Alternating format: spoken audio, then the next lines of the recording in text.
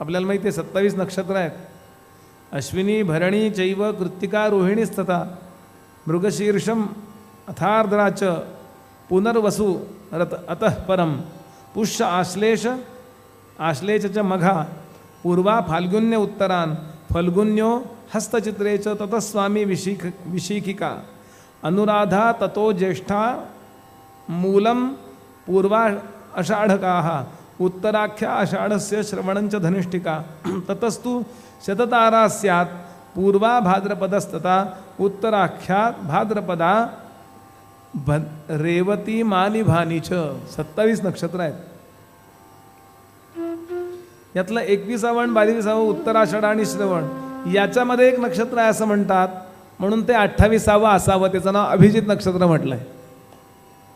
थोडा मधला काळ आहे. आणि विशेष म्हणजे या नक्षत्रांच्या विशिष्ट दिवशी विशिष्ट गोष्टी केल्या तर जास्त फलद्रूप होतात, कारण त्या दिवशी काही असं ॲटमॉस्फिअर तयार झालेलं असतं की त्याला विशेष योग येतो. त्यावेळेला सांगून ठेवतो, अमृत सिद्धी नावाचा योग आहे.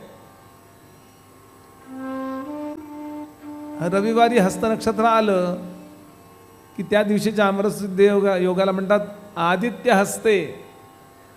आदित्य म्हणजे रविवार बरं का.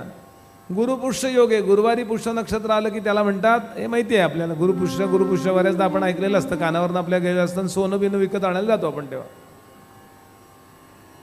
बुधानुराधा बुधवारी अनुराधा नक्षत्र आलं बरं का. अनुराधा अत्यंत शुभ नक्षत्र आहे बरं का. शनी रोहिणीच शनिवारी रोहिणी नक्षत्र येणं, कारण रोहिणी नक्षत्र ही चंद्राची पत्नी आहे. रोहिणी आनंदाचा आहे. आणि शनी याचा अर्थ स्थिरता. शनी आपल्याला कुठल्या गोष्टी, कारण शनी स्लो आहे बघा, चंचल नाही आहे तो ग्रह, एकदम स्थिर सावकाश. शनी याचा अर्थच सावकाश. शनई शनई म्हणजे हळूहळू.